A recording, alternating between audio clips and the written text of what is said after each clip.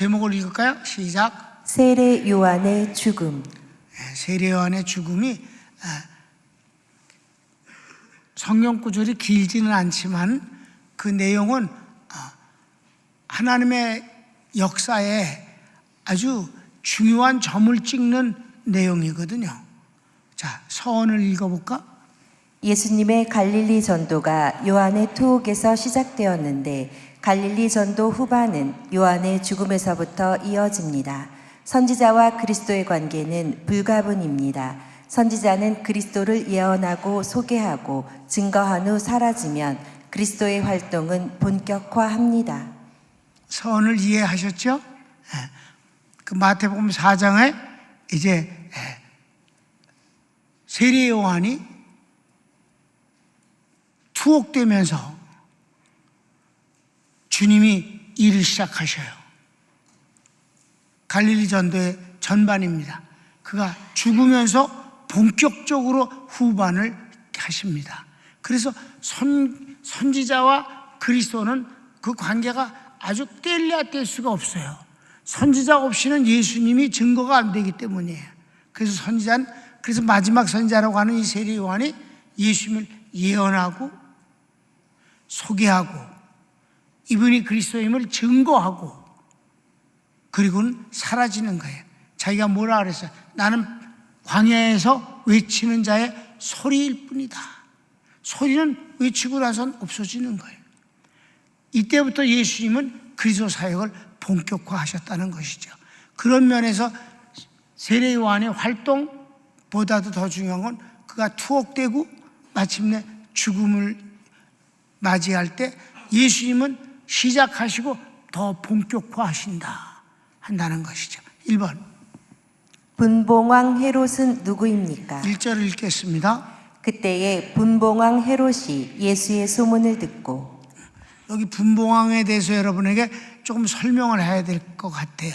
왜냐하면 가로치기 1번 분봉왕은 4분의 1과 통치자의 합성어로 로마 황제가 임명하여 부른 호칭입니다. 분봉왕이라는 말은 이제 이걸 한문으로 이렇게 번역을 해 놓은 건데 분봉왕이란 테라 아르케스라는 단어인데 테라스라는 것은 4분의 1이라는 뜻이고 알코는 통치자라는 뜻이에요. 그러니까 데롯은 전체 유대 땅 전체를 통치했는데 아들 넷이 있으니까 싸우지 말아라 이라고 넷으로 나누어서 아들들에게 나누어 줬다. 그래서 4분의 1을 통치한다. 그것이 분봉왕이라는 뜻이죠. 이해되셨죠? 자, 2번 그는 대헤롯의 아들 헤롯 안티파스이며 유대 땅 중 갈릴리와 베레아를 AD 39년까지 통치하였습니다. 네, 그런 분봉왕이다. 3번 헤롯 안티파스는 아라비아 왕 아레다의 딸을 아내로 맞았으나 조카 헤로디아를 아내로 삼으니 본처가 친정으로 도망갑니다. 분노한 아레다 왕이 전쟁을 일으켜 안티파스가 패합니다. 이 일이 세례 요한을 죽인 직후에 일어났기에 유대인들은 요한을 죽인 벌로 여깁니다. 그러니까 이 헤롯과는 아주 형편없어요. 그런데 그게 본질적으로 근친 상간을 하는 것이 저들이 별나서 그런 게 아니고 여러분 그 특수 계통의 어떤 사람들은 다른 사람들에 대해서 두려움과 그 두려움 때문에 멀리합니다. 그러다가 보니까 어떻게 돼요? 저들끼리에서 일어나는 일들로 한다 이 말이에요. 그래서 이 헤롯과는 특별히 에도민이기 때문에 로마가 유대 왕을 세워줬거든요. 유대인 가운데서 왕을 세우면 어떻게 될까? 이 왕이 백성들하고 결탁을 하고 반란을 일으켜버리면 로마로부터 독립하자. 그렇게 되면 로마는 어떻게 돼? 닭 쫓던 개가 되는 거죠. 그러니까 다른 나라 왕, 인간을 데려다가 왕을 세워놓는 거죠. 그럼 이 다른 나라 왕은 항상 불안에 떠는 거지. 언제 쿠데타가 일어나고 암살자가 자기를 죽일까 해서. 여러분, 사해 근방에 보면 마사다라는 아주 독특한 지형에 삐죽 올라간, 그러니까 물론 산이지만 보면 삐죽 올라갔어요. 그 광야가 쫙 오다가 낭떠러지가 딱 되고, 낭떠러지가 해서 이쪽은 사해인데 거기에 삐죽 올라가는 어떤 그 산이 있는데 풀 한 폭이 없는 산이에요. 거기에 헤롯이 여름별장이라는 것을 만들었는데 거긴 사람이 살 수가 없어요. 너무 더워서. 사해는 영상 40도에서 내려가지를 않는 곳이에요. 왜? 해저 아주 굉장히 낮아요. 내가 정확하게 지금 그 수치를 잘 모르겠는데 몇백 미터가 낮아질 거야 아마 해저. 그러니까 펄펄 끓는 거지. 아스팔트가, 시커먼 아스팔트가 꾸역꾸역 나옵니다. 그게 여기저기서. 그런 곳에다가 별장을 만들었다고 그러는 것은 그건 별장이 아니라 피난처입니다. 반란이 일어나면 당장 글로 도망가서 거기 있으면 로마가 와서 자기를 보호해 줄 때까지 버틸 수가 있는 곳이에요. 여러분, 그게 헤롯이 쓰지 않고 나중에 어떻게 했어요? AD 70년에 로마하고 전쟁을 했을 때 최후까지 저항을 하고 싸우던 1000명이 바로 그 마사다에 가서 은신하고 있는데 로마 군인들이 거기를 못 올라오는 거예요. 못 올라오니까 어떻게 하겠어요? 로마 군인들이 농촌에 살고 있는 많은 유대인들을, 예루살렘의 사람들은 다 몽땅 죽였어요. 한 사람도 살리지 않고 다 몰살시킨 뒤에, 그런 농촌에도 아직도 유대인들이 많이 살잖아. 그네들을 잡아다가 이 낭떠러지기와 이 마사다가 올라간 이 공간을 메우기 시작하는 거예요. 1년이고 2년이고 막 긴 세월 동안을 계속 메워서 올라가는 거예요. 올라오는 거예요. 그런데 위에서 본 사람들이, 자기 동족들이 거기서 그 무지무지게 더운 데서 노동을 하고 있는데 거기 돌을 던져서 죽일 수는 없잖아, 동족이니까. 그래서 점점 차 올라와서 이제는 로마 군인들이 겨우 올라올 수 있는 그런 한계에 이르렀다 이 말이에요. 그럴 때 그 1000명이 서로를 죽이는 자결을 일으켜서 모두 죽었습니다. 로마 군인들이 올라가 보니까 다 죽었어요. 그게 마사다예요. 바로 그 옆에 그 아주 열악한 곳에 감옥을 하나 만들어 놓고 정치범 수용소로 거기를 쓰는 거예요. 그냥 못 견디면 그냥 죽는 거예요. 그런 환경입니다. 그러니까 이 헤롯가는 대헤롯이 유대인 여자를 아내로 맞아들였어요. 물론 아내가 하나가 아니지. 그러니까 그러면 이제 자기를 좀 이해해주고 좋아할까 해서 유대인 여자를 맞아들였는데 거기서 애가 났어요. 애기가 왕자잖아. 유대인들이 그 여자 왕비하고 애는 너무너무 이뻐하는데 대헤롯은 여전히 미워하는 거예요. 그랬더니 헤롯이 화가 나서 어떻게 했어요? 아내하고 아들을 죽여버렸어요. 이게 사람이 할 짓이 아니잖아. 그런 아주 잔인무도하고 비열한 놈이 그 헤롯가다 이 말이에요. 뭐 그들이 얼마 동안은 로마를 인해서 왕 노릇을 했지만 마지막은 다 비참하게 죽습니다. 하나도 제명해 죽은 놈이 없어. 그런 배경임을 아시기를 바랍니다. 그러니까 처음에는 먼 데 있는 아라비아 공주를 아내로 맞았지만은 조카를 또 아내로 맞아들였어요. 왜? 외국 사람하고 사는 게 아무래도 이렇게 마음을 통하고 하는데 아무래도 그렇잖아. 그 다음 읽읍시다. 예수님의 활동이 활발해지자 헤롯은 자신이 죽인 요한이 부활하여 예수님 속에서 역사한다고 합니다. 그래, 2절을 읽어볼까요? 그 신하들에게 이르되 이는 세례 요한이라. 그가 죽은 자 가운데서 살아났으니 그러므로 이런 능력이 그 속에서 역사하는도다 하더라. 그래서 거기 뭐라고 썼어요? 범죄자는 강한 척해도 언제나 두려움 속에서 삽니다. 정치 권력자들이요, 가장 두려움을 품고 삽니다. 왜? 정치 권력자들은 사람을 많이 죽이거든. 정적을 죽이니까. 안 죽이고는 권력을 유지하지 못하니까.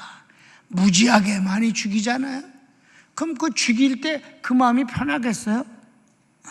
귀신은 뭐해? 귀신은 그냥 맨날 밤에 나타나서 괴롭혀야지. 그러니까 예수님이 활동을 본격화하고 막 그러니까, 야, 세례요한이, 내가 죽인 세례요한이 살아난 거야, 분명히. 그 예수 속에 그 세례요한이 지금 살아있어. 그래서 그 세례요한 때문에 그 예수가 저렇게 이적을 행하는 거야 라면서 말도 안 되는 상상을 펼치면서 두려워하더라, 이 말입니다. 그런 얘기를 직접 했다, 이 말. 저 신하들에게. 그 세례요한을 내가 죽였는데 그 예수 속에 세례요한이 살아갖고 그 예수 속에서 세례요한이 저렇게 역사하는 거야. 그랬다. 3번을 읽을까요? 헤롯이 요한을 사해 근방 열악한 환경에 감옥에 가둔 이유가 있습니다. 뭘까요? 1번. 요한이 내 뒤에 그리스도가 오신다고 예언합니다. 유대인에게 그리스도는 정치적 메시아로 로마로부터 독립을 시킬 사람입니다. 헤롯이 두려워할 수밖에 없습니다. 여러분, 이미 우리가 공부했잖아요, 그죠? 유대인들의 메시아관은 뭐예요? 정치적 메시아잖아요. 여러 가지가 메시아가 하는 일이 있는데, 전쟁하면 이기고, 또 농사를 지면 풍년이 되는 게 그게 바로 축복이에요. 그게 천국입니다. 천국과 메시아의 관은 현시적인 거예요, 전부 다. 그리고 정치적인 것입니다. 그래서 예수님을 정치적 메시아로 기대했기 때문에 막 사람들이 아우성을 쳤던 거예요. 주께서 이 나라를 구원할 때가 이때입니까? 라고까지 제자들이 승천한 자리에까지도 예수님에게 물어본 거란 말입니다. 그러니까 사사들이 전부 다 메시아예요. 특별히 다윗이 메시아입니다. 그래서 예수님을 다윗의 자손이라고 말하는 거예요. 그러니까 내 뒤에 메시아가 온다 그러더니 이가 바로 메시아다, 이렇게 세례요한이 예수님을 지적하고 그러니까, 그러면 메시아가 와서 뭐 하겠다는 거야? 로마로부터 독립시키겠다는 거 아니야? 그러니 로마로부터 왕으로 임명받은 자들이 두려움을 갖고 그를 죽이고 싶은 생각이 없겠습니까? 그러니까 사람들이 막 세례요한을 따르고 막 구름대같이 몰려다니니까, 그래 너네들 한번 얼마나 거기 그 감옥 근처에 가서 면회도 안 되는 곳에 가서 견디나 보자. 그래갖고 사해 근방에 그 아주 열악한 고약스러운 감옥에다 갖다 쳐놓았다, 이 말입니다. 그래서 사람들이 걸리 몰려가질 못하고 정치적인 무엇을 행동할 수 없게 만들기 위해서 감옥에 집어넣은 이유가 그 메시아 때문에 그렇습니다. 두 번째는 요한이 헤롯의 파렴치한 범죄, 즉 조카이며 동생 빌립의 아내를 빼앗아 함께 사는 것에 대해 크게 책망한 것 때문입니다. 네, 우리 성경을 읽을까요? 3절 4절. 전에 헤롯이 그 동생 빌립의 아내 헤로디아의 일로 요한을 잡아 결박하여 옥에 가두었으니, 이는 요한이 헤롯에게 말하되 당신이 그 여자를 차지한 것이 옳지 않다 하였습니다. 이 헤롯이 이 집안은 아주 진짜 막장이야. 친조카예요, 헤로디아가. 조카야. 그런데 그 조카를 동생 빌립이 먼저 아내로 결혼해서 살았어요. 그 가운데서 살로메라는 딸을 낳았다고. 그랬는데 그 빌립으로부터 그 헤로데를 뺏어서 자기 아내를 삼았어. 그러고 살아. 그러면서 왕이야 또. 이게 말이 되지 않잖아. 이거를 가리켜서 세리요한이 이 참놈아 막 그러면서 욕을 많이 했어요. 그랬더니 이 안티파스는 그냥 넘어가려고 그러는데 이 여자가 더 아우성을 치고 맨날 요한 죽이라고 그렇게 요구했어요. 그래서 4번 헤롯은 요한을 죽이고 싶어 하면서도 죽이지 못했습니다. 왜 그럴까요? 헤롯은 아주 죽이고 싶어 했는데도 못 죽였어요. 첫째는 많은 유대인들이 요한을 선지자로 믿고 그를 따르기 때문에 그 군중을 두려워해 죽이지 못했습니다. 쿠데타가 일어날까 봐. 이거는 다 두려워했었어요. 헤롯만 두려운 게 아니에요. 빌라도도 두려워했어요. 그래서 함부로 죽이질 못한 거예요. 어디 성경을 마태복음 14장 5절 읽을까요? 시작. 헤롯이 요한을 죽이려 하되 무리가 그를 선지자로 여김으로 그들을 두려워하더니. 그래. 쿠데타 일어나고 또 하나가 못 죽인 이유는 요한 자체를 두려워했어요. 여러분 빌라도가 예수님을 얼마나 두려워했는지 알죠? 아주 두려워했어요. 이 헤롯도 요한을 두려워했어요. 그래서 감옥에는 가둬 집어넣어도 죽이진 않으려고 그랬어요. 무서워했어요. 죽였다가는 천벌을 받을 것 같은 생각이 나고 뭔가 큰일이 일어날 것 같아갖고 죽이질 못했거든. 자, 봅시다. 헤로디아가 요한을 죽이라고 했지만 헤롯은 요한을 의인으로 여기고 그의 말을 들을 때 죄책감으로 번민하면서도 옳게 여겼기 때문입니다. 한마디로 말해서 이 헤롯은 요한의 그 영적 권위를 두려워했어요. 마가복음 6장 19절 20절 봅시다. 헤로디아가 요한을 원수로 여겨 죽이고자 하였으되 하지 못한 것은 헤롯이 요한을 의롭고 거룩한 사람으로 알고 두려워하여 보호하며 또 그의 말을 들을 때에 크게 번민을 하면서도 달갑게 들음이러라. 이해되셨죠? 감옥에만 그냥 아주 열악한 감옥에 들어서 지 혼자서 죽기를 바라고 사람들이 제자들이 거기 찾아갔다가 너무 더워서 바깥에서 텐트 치고 자도 도저히 못 살겠으니까 그렇게만 했지 죽이고 싶은데 못 죽였어요. 그런데 5번 그런데 헤롯이 요한을 죽입니다. 그런데도 불구하고 헤롯이 얼떨결에 요한을 죽이게 됐어요. 얼떨결에 무슨 일이 있었을까요? 1번 헤롯의 생일날 나라의 중요한 인물들을 초청하여 연회를 베푼 자리에서 빌립과 헤로디아에서 태어난 딸 살로메가 춤을 춥니다. 헤롯이 크게 기뻐하며 무엇을 원하든지 주겠다고 만용을 부립니다. 지가 분봉왕인 주제에 뭘 갖고 싶으니 나라의 반이라도 주겠다. 이게 쓸데없는 소리 아니겠어요, 여러분? 성경을 읽어봅시다. 마침 헤롯의 생일이 되어 헤로디아의 딸이 연석 가운데서 춤을 추어 헤롯을 기쁘게 하니 헤롯이 맹세로 그에게 무엇이든지 달라는 대로 주겠다고 약속하거늘 그렇게 만용을 부린다 이 말이에요. 그래서 2번 살로메가 어미 헤로디아에게 의논하니 헤로디아가 미워하여 죽이고 싶어하던 요한의 머리를 요구하게 합니다. 살로메가 춤을 추고 나서 헤롯이 막 기뻐하면서 칭찬하면서 사람들 많은 데서 나 다 줄게 뭐든지 원하는 대로 말만 해. 그랬더니 살로메가 엄마한테 가서 엄마 거시기가 뭐든지 다 준대. 뭘 달라고 그럴까 엄마? 그랬더니 그 헤로디아가 헤롯의 머리를 달라고 그래라. 쟁반에다 담아갖고 갖다 달라고 그래라. 여러분 여자가 더 무서워. 성경을 보면 그리고 또 일반 역사에도 보면 여자가 무서워. 남자는 그렇게까지는 안 해. 그냥 죽여주세요. 장반에 머리를 담아다 달라고 그래. 그게 보통 일이야. 어? 진짜 담아다 뒀다니까. 성경을 읽어봅시다. 그가 제 어머니의 시킴을 듣고 이르되 세례 요한의 머리를 소반에 얹어 여기서 내게 주소서 하니. 그렇게. 그래서 3번. 왕이 근심합니다. 그러나 체면 때문에 부하에게 명하여 요한의 머리를 가져오게 하여 소반에 담아 살로메에게 줍니다. 진짜 그렇게 했어요. 뭐 때문에? 두려워하면서도 뭐 때문에?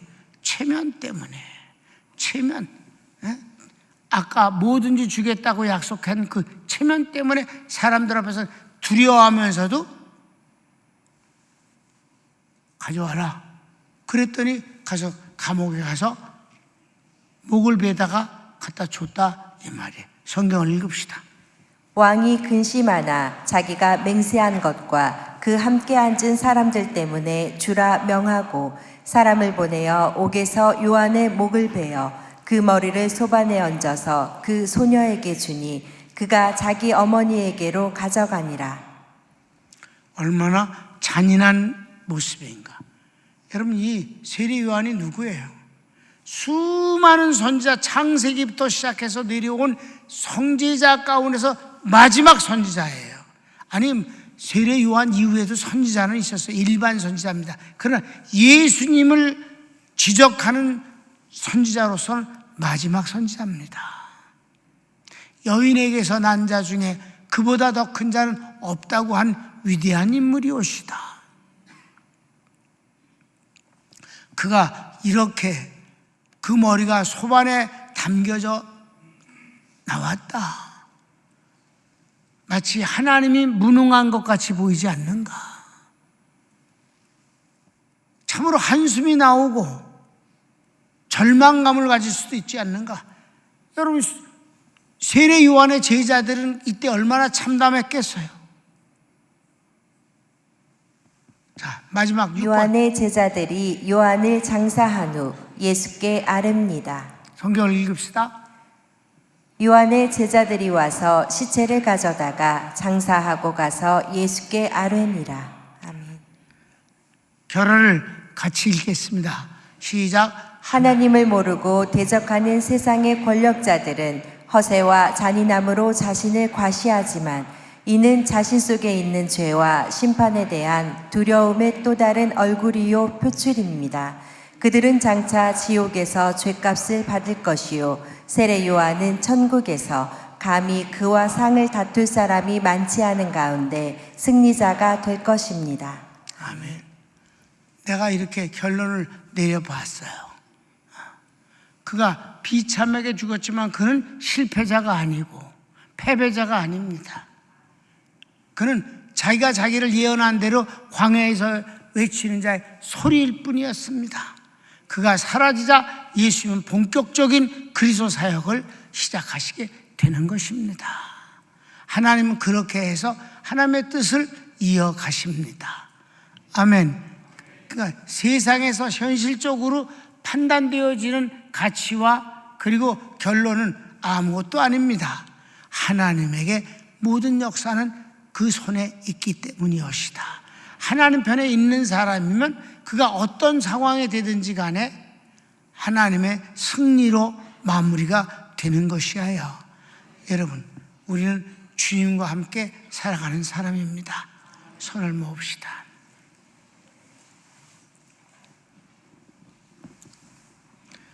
나는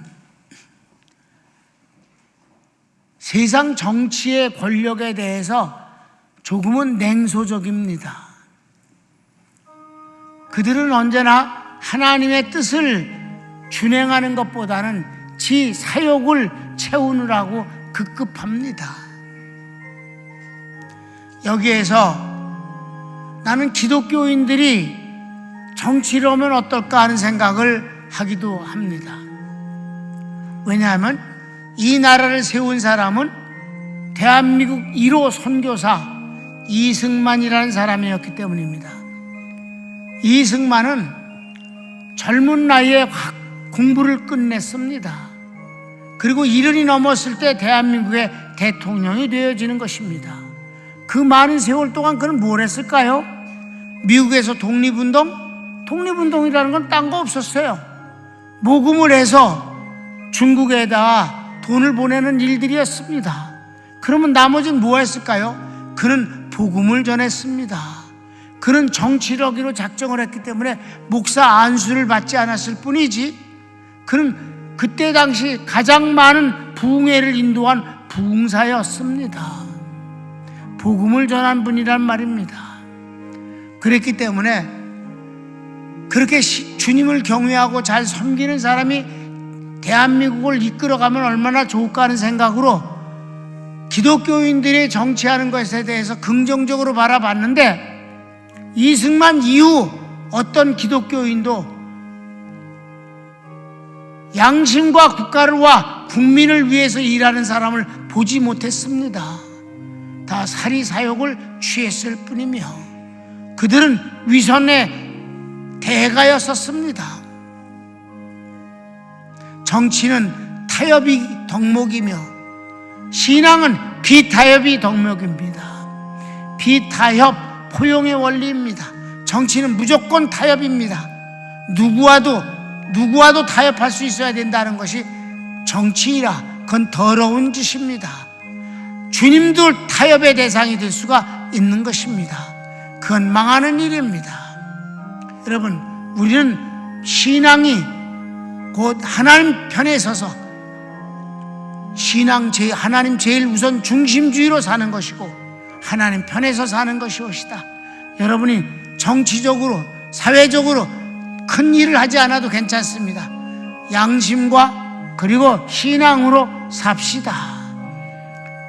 세례 요한은 저가 제사장이면서도 그것을 벗어 던져버리고 약대 털옷을 입고 그리고 꿀이나 먹으면서 그리고 주님의 복음을 외쳤던 사람입니다. 오늘 그의 생애와 죽음을 보았습니다. 근사하고 아름답습니다. 우리가 그렇게는 못 살아도 우리가 더럽게는 살지 맙시다. 다 같이 주여 한 번으로 기도합시다. 주여, 사랑하는 주님 감사합니다.